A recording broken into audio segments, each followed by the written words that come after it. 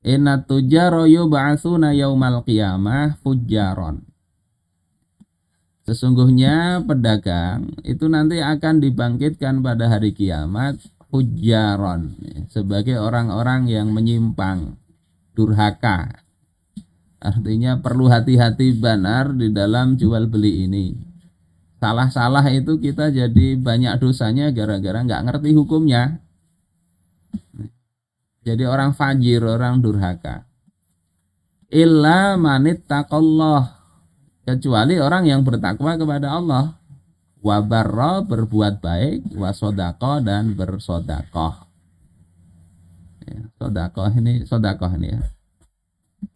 Di dalam Musnad Abu Ya'la, ini juga ada di Ihya Ulumuddin Imam Al-Ghazali. Rasulullah mengatakan, walaupun di sini ini ancamannya berat ya jual beli ini kalau nggak ngerti ilmunya, tetapi Rasulullah katakan di riwayat yang lain, rahimallahu mra'an sahlal bai' wa sahlas syira. Allah merahmati seseorang yang mudah di dalam menjual dan mudah di dalam membeli.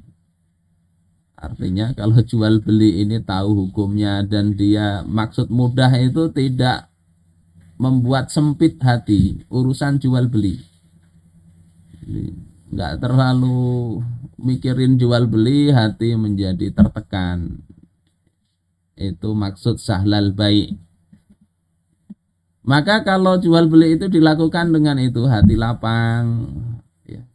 Jual beli ketika misalnya orang nggak jadi, kita juga walaupun kita mungkin rugi, orang nggak jadi membeli, kita terima dengan lapang. Insya Allah itu menjadi salah satu sebab turunnya rahmat Allah Ta'ala dalam bisnis yang kita lakukan. Tetapi kalau jual belinya pakai kekerasan, ya, ada ancaman atau bikin sulit orang, ya, tawar menawar aja sampai sejam misalnya, ya, pakai kekerasan tawar menawar, ujungnya bisa bahasa sambatan. Ada kan orang jual beli begitu. Kita pernah di Tanah Abang dulu itu menawar itu marah dia, dikiranya saya nggak ngerti bahasanya. Ya, orang etnis tertentu. Nah, hal begitu nggak baik, nggak ada rahmatnya itu, nggak ada rahmatnya. Makanya di dalam Al-Azkar ini ada riwayat ya, dari Imam Ahmad dalam kitab Az-Zuhad, ya, dari Ibnu Syaudzab menceritakan Abu Sawwar Al-Adawi itu beliau pada pertemuan ya yatadzakaru fihal ilma. Pertemuan itu membahas ilmu. Terus ada seorang pemuda yang dia ketika membahas fikih, membahas ilmu itu dia katakan qulu subhanallah walhamdulillah. Katakan oleh kalian subhanallah walhamdulillah. Baiknya berzikir aja, kan ini dua kalimat yang ringan di lidah tapi berat di timbangan. Rupanya pemuda ini melihat kok ini membahas fikih, membahas ilmu dianggapnya kurang afdol. Akhirnya nyuruh, ya kalian berzikir aja sudah, ucap subhanallah walhamdulillah. Maka Abu Sawwar ini marah, kemudian mengatakan, waihak, celaka engkau, fi ayyi syai'in kunna idzan. Kita ini sekarang ini sedang apa coba? Kita ini sedang apa? Kok disuruh seperti tadi? Walaupun ucapan zikir ya subhanallah walhamdulillah itu dibaca berulang-ulang bagus. Tetapi kata Abu Sawwar ini, yang kita bahas ini ilmu. Nah, oleh Imam An-Nawawi di dalam Al-Azkar, ya kata beliau majalisul zikir hiya majalisul halal wal haram. Majelis zikir itu termasuk di dalamnya adalah majelis halal dan haram. Majelis yang membahas halal haram. Ini mengutip Atha rahimahullah. Kaifa tashtari wa tabi'u. Yakni bagaimana membahas engkau berjual beli. Itu masuk majelis zikir. Karena kalau itu tidak dibahas walaupun mulutnya banyak mengucapkan ya tahlil, tahmid, tasbih, tapi nanti yang halal dan haram dia nggak tahu, dia tabrak saja. Jadi majelis itu masuk majelis zikir, termasuk yang kita bahas ini, insya Allah mudah-mudahan ya majelis zikir yang diterima oleh Allah Ta'ala. Ya, bagaimana berjual beli, sholat, puasa, nikah, talak, ya, haji dan yang sebagainya itu termasuk majelis zikir. Ini pengantar untuk jual beli ya, karena di sini ada jual belinya. Saya kasih warna merah ini untuk jadi perhatian kita. Ya, karena kadang-kadang kita itu ya terbiasa dengan sekuler, akhirnya ketika bicara jual beli, loh pengajian kok membahas dunia. Jadi enggak, dianggapnya itu urusan yang enggak bernilai. Itu karena perasaan kita ini, perasaan sudah hidup di zaman sekuler begini. Kita masuk ke jual beli. Sebetulnya di YouTube itu sudah ada ya videonya, cuma itu terpanjang. Nah ini saya bahas lebih ringkas. Kalau mau lebih detailnya nanti lihat di link di YouTube ya. Jual beli ini bagaimana? Secara syar'i ya, makna istilahnya langsung aja ya. Yakni mubadalatu malin bimalin. Adanya pertukaran harta dengan harta. Tamlikan wa tamallukan. Dengan adanya tamlik dan tamalluk. Yakni pemindahan ya, pelimpahan hak milik ya, tamlik, kemudian penerimaan hak milik. Jadi ada serah terima tadi. Ala sabilit taradi ya, dengan jalan saling meridhoi. Makanya ada riwayat innamal bai'u an taradin. Sesungguhnya jual beli itu harus ada saling rela. Ini definisinya. Ada pertukaran, ada perpindahan hak milik, sehingga kalau tidak ada perpindahan hak milik itu bukan jual beli, tapi sewa menyewa, bisa jadi begitu. Kemudian ada kerelaan kedua belah pihak. Ini definisinya begitu. Terus ada rukunnya ya, jual beli itu. Yang kalau ini tidak terpenuhi ya berarti jual beli itu dianggap nggak ada. Berarti harta orang yang kita pakai itu bukan harta milik kita. Ini bermasalahnya di situ. Nah, menurut mayoritas ulama itu ada 4 rukun jual beli. Yang pertama adalah adanya penjual, yang kedua adanya pembeli, yang ketiga adanya siqat, yakni ijab dan qabul. Kemudian atau orang menyebutnya akad ya. Kemudian yang keempat ada barang yang jadi objek transaksi. Ini 4 hal ini. Nah, masing-masing dari 4 ini itu ada syarat-syaratnya. Penjualnya ada, pembelinya ada, siqatnya ada, objek transaksinya ada. Itu dari sisi rukun sudah terpenuhi. Tapi apakah itu ada konsekuensi hukum terhadap jual beli sehingga barang yang kita ambil itu menjadi milik kita? Tergantung apakah dari 4 rukun ini semuanya memenuhi syarat. Itu pembahasan dalam bab hukum syariat begitu. Ini di Al-Fiqh Al-Islami wa Adillatuh. Nah, syarat-syaratnya apa dari 4 rukun ini? Ini saya ringkaskan dari Al-Fiqh Al-Islami. Itu ada 4 ya, secara umum diklasifikasikan. Yakni ada syarat in'iqad, ya, syarat nafal, syarat sah dan syarat luzum. Ya, sebagian kitab fikih nggak ada mengklasifikasikan ini. Cuma bicara secara umum ya, penjual itu syaratnya begini, pembeli syaratnya begini, siqat itu begini, barangnya begini.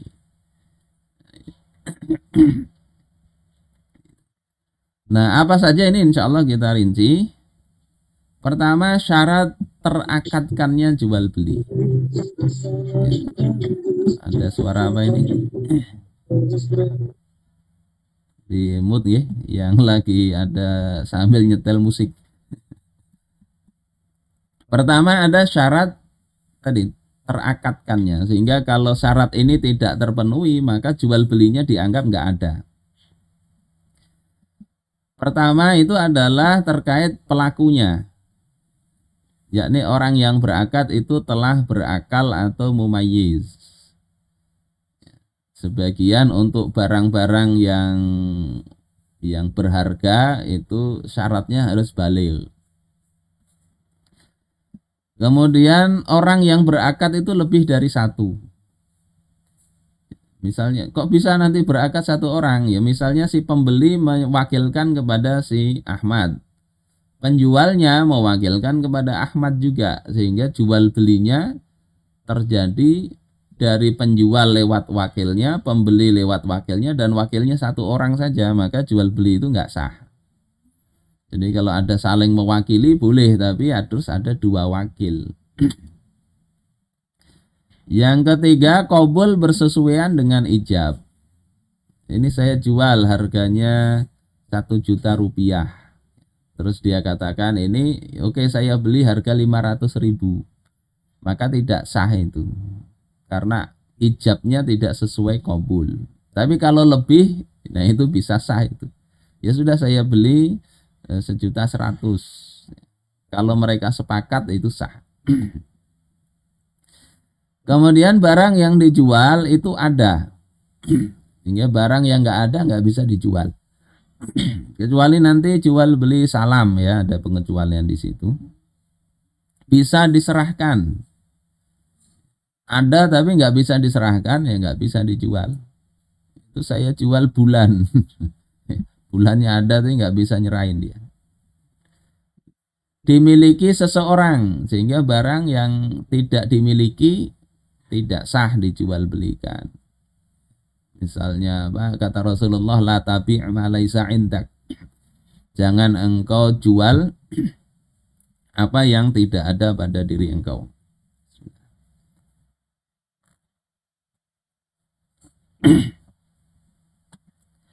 Kemudian tidak diharamkan memilikinya. Jadi kalau orang muslim menjual babi maka nggak boleh, nggak terakadkan itu. Tapi kalau orang non muslim mereka menjual yang menurut Islam ditolerir, misalnya khomer atau babi, ya mereka sesama mereka tidak ada masalah jual beli itu. Itu yang keempat. Yang kelima, satu majelis, yakni harus berhubungan antara ijab dan qabul. Sehingga kalau tidak berhubungan, nggak nyambung, itu tidak terakadkan. Nah, lewat surat atau telepon itu boleh ya, jual beli itu. Nah, misalnya ngasih surat ke anak kita, ke penjual, beli apa gitu, pulsa misalnya. Maka anak kecil tadi yang sebetulnya masih belum bisa berakad itu dia sekedar ngantarkan surat. Yang berakad berarti kita dengan penjual. Nah itu boleh. Konsekuensi kalau syarat in-iqad ini tidak terpenuhi, maka jual belinya batal. Nah, yang namanya batal itu nggak ada konsekuensi hukumnya. Nggak terjadi perpindahan kepemilikan. Nah ini tambahan untuk anak kecil yang belum mumayyiz. Misalnya usia 5 tahun itu jual belinya tidak sah. Nggak sah itu, anak kecil sekali. Kalau sudah mumayyiz tapi belum balik, itu ada perbedaan pendapat. Ya, kalau pendapatnya Sufyan Ats-Tsauri, Abu Hanifah, Ahmad bin Hambal itu mengatakan sah asal seizin orang tua. Jadi kayak usia anak 7 tahun yang sudah pintar ya, itu dia asal diizini orang tua menurut mazhab Imam Ahmad dan Abu Hanifah serta Sufyan itu sah saja.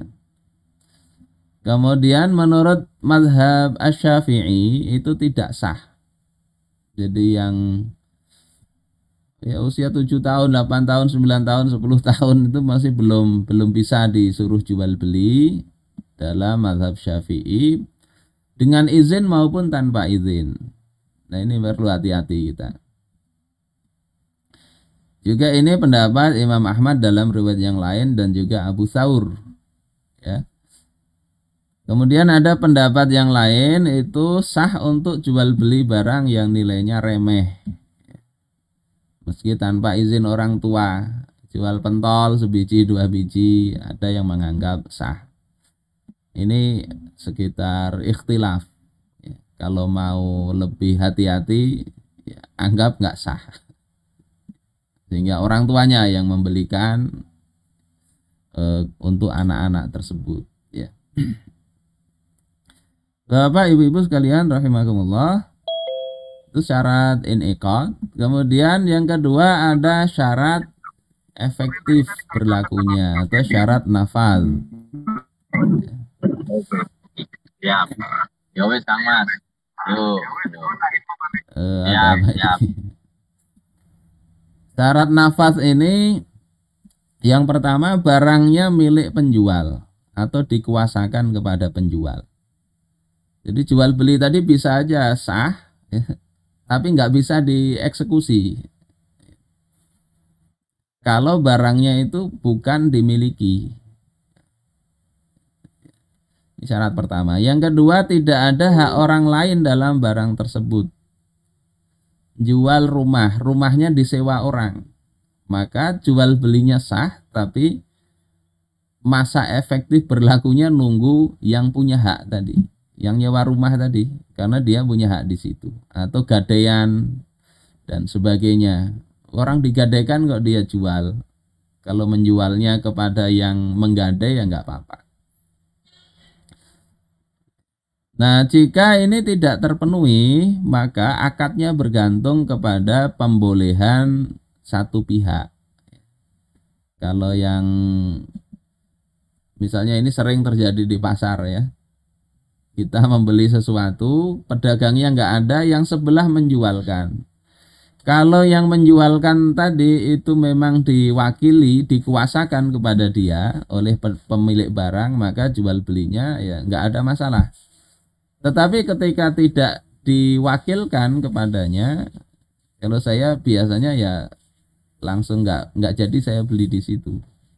Walaupun ya ada pembahasan begini, nanti kalau si pemilik barang rela berarti jadi sah. Ya, kalau yang pemilik barang nggak senang, ya harusnya batal. Nah, kita tahu batal atau enggaknya kalau sudah pergi gimana? Makanya hati-hati juga di sini. Ini syarat efektif berlakunya. Nah, kalau dalam mazhab Syafi'i dan satu riwayat mazhab Ahmad, ya, yang kayak poin pertama ini nggak sah. Nggak sah. Tapi dalam mazhab Hanafi dan Maliki itu yang saya jelaskan tadi, yakni sah kalau yang punya barang itu mengizinkan dan rela saja. Ini disebutannya bai' fuduli. Nanti ada kenapa bisa beda pendapat ya? Karena ada riwayat yang sahabat itu dikasih duit oleh Nabi untuk beli kambing, dibelikan kambing, setelah itu dijual lagi kambing itu. Dari penjualan kambing tadi untungnya dibelikan kambing untuk Rasul. Duitnya masih kasihkan kepada Rasul. Nah, Rasul menyetujui. Itu yang dijadikan alasan Hanafiyah dan Malikiyah. Oh, berarti sah saja itu. Asal disetujui oleh pemilik barang. Nanti yang mazhab Syafi'i dan satu riwayat Imam Ahmad nggak sah itu nanti sisi pendalilannya berbeda. Saudaraku sekalian rahimakumullah, itu syarat nafal. Kemudian syarat sahnya apa? Ya. Syarat sahnya itu jual belinya harus bebas dari pertama paksaan. Sehingga kalau dipaksa ya nggak sah. Kemudian yang kedua, ketidaktahuan akan barang. Istilahnya barangnya majhul. Mana ini yang dibeli? Yang ketiga, bebas dari batasan waktu. Sehingga jual beli itu nggak bisa, ini saya jual kepada Anda setahun saja, nanti saya beli lagi. Nggak boleh begitu. Yang keempat, bebas dari gharar. Ya, ini ketidakjelasan. Kecuali ketidakjelasan yang sifatnya ringan ya. Beli rumah misalnya, pondasinya kita nggak tahu, nggak harus dibongkar dulu pondasinya. Beli apalagi sarden misalnya, nggak harus kita bongkar dulu isinya ada nggak, berapa ekor ikan sardennya, nggak harus begitu. Nah ini maka boleh jual beli begitu ya. Lebih aman lagi memang ya dikasih khiyar. Nanti kalau ternyata nggak ada isinya bulikakan, ya boleh begitu. Atau telur ya. Nanti kalau ini ternyata busuk ya, sudah kembalikan, asal ya segera dimasak waktu itu. Kalau setelah beli dibiarkan sebulan busuk ya nggak berlaku lagi. Kemudian bebas dari doror atau kemudorotan. Misalnya jual baju ya sebelah saja ya, atau lengan bajunya saja dijual, maka itu nggak sah jual beli itu ya. Kecuali penjualnya siap menerima doror atas dirinya. Jadi kalau mau saja ya silahkan, ini syarat sah. Kemudian yang keenam, jual belinya harus bebas dari syarat yang merusak akad. Misalnya ini jual beli tapi jangan dipakai ya, nah itu jual belinya jadi nggak sah karena bertentangan dengan apa yang dituntut oleh akad. Tapi kalau misalnya ini jual beli tapi jangan dijual lagi ya, maka itu jual belinya sah, tetapi syaratnya nggak berlaku. Seperti itu. Nanti ini pembahasan lain ya, pembahasan lain agak panjang juga. Ini kan versi ringkasnya. Nah, ada syarat khusus untuk barang-barang tertentu. Pertama itu ada al-qabdu. Ada serah terima barang untuk barang bergerak. Misalnya jual beli beras atau bawang atau gula, maka sebelum ada serah terima itu nggak bisa kita jual, nggak sah kita jual lagi. Nggak sah juga kita membeli dari orang yang belum barang itu menjadi miliknya tadi. Ya. Yang kedua, mengetahui harga awal untuk jual beli amanah. Jual beli amanah ini bukan jual beli jabatan ya. Jual beli amanah ini istilah dalam bab fikih, yakni ada 4 ya, jual beli murabahah, tauliyah, isyrok dan wadiah. Murabahah ini sering kita dengar ya. Murabahah yang dalam fikih ini beda dengan murabahah yang ada di bank-bank, itu beda. Murabahah itu ya kita menjual dengan meminta untung. Misalnya kita punya barang, kita sebut nah gantiin nah barang saya ini, saya ngambil ujungan misalnya 100.000 aja. Nah itu harus jelas harga awalnya berapa sehingga dia minta ujung 100.000 itu. Kalau tauliyah itu sekedar tukar ini, tukar tak ya, menggantikan harganya berapa digantikan berapa, seperti itu. Dan seterusnya, ini pembahasan tersendiri. Kemudian tunai dalam jual beli mata uang. Sehingga kalau yang kita bahas kemarin kalau nggak tunai itu masuk riba. Kemudian kalau jual beli bertempo atau salam itu ada syarat-syarat barang yang bisa dijual belikan. Jadi tidak semua barang bisa diakadkan untuk jual beli bertempo ini. Kemudian yang kelima, mumasalah dalam jual beli barang ribawi yang sejenis. sudah kita bahas. Kemudian barangnya sudah dalam genggamannya. Jadi memang sudah betul-betul dimiliki. Dimiliki dan sudah berpindah tadi ya.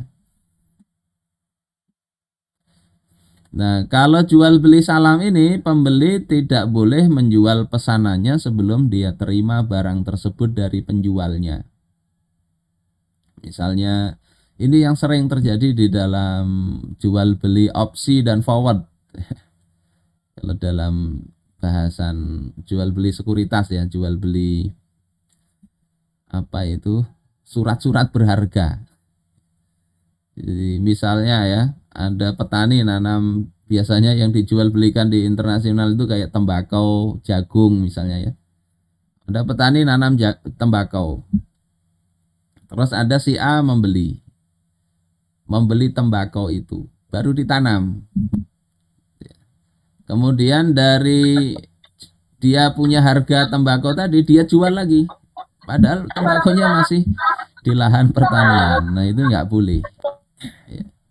Atau kita mau beli beras misalnya, nanti 1 bulan lagi, ya misalnya saya punya 100 kuintal. Kita sudah pesan, kita sudah bayar, tapi barangnya belum datang. Kemudian kita jual lagi, kita tawar-tawarkan. Nah itu nggak boleh. Ini syarat sah ya. Kemudian syarat luzum. Syarat luzum itu syarat yang menentukan kepastian. Artinya nggak bisa lagi dibatalkan. Kalau ini nggak terpenuhin berarti masih bisa dibatalin. Apa syarat luzum itu? Yakni tidak adanya hak khiyar atau pilihan dari penjual atau pembeli. Jadi orang membeli itu bisa mensyaratkan barangnya kawat dibulikakan. Itu berarti ada khiyar. Alasan dibulikakan itu bisa karena ada penipuan harga ya, atau ada penipuan alat tukar, tadlis. Duitnya palsu ya, bulikakan ya. Atau ada khiyar syarat.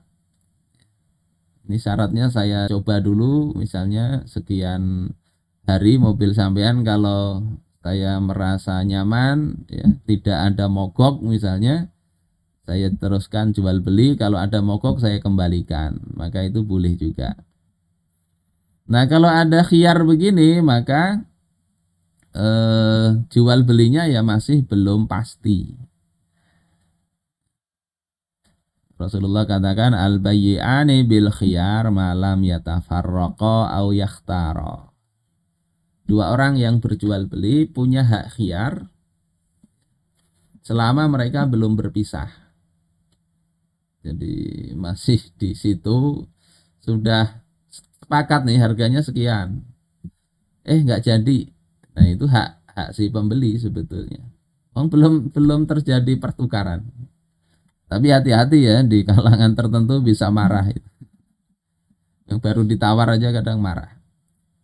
Au yakhtaro, atau mereka bisa memilih untuk memberikan hak khiyar tadi walaupun sudah berpisah. Itu bisa ada opsi untuk ya kita kasih tenggang waktu untuk memikirkan jadi apa enggaknya. Ini beberapa poin yang bisa kita bahas pada kesempatan kali ini. 4 syarat ya, syarat terakadkannya, syarat berlakunya, syarat sahnya, dan syarat kepastiannya.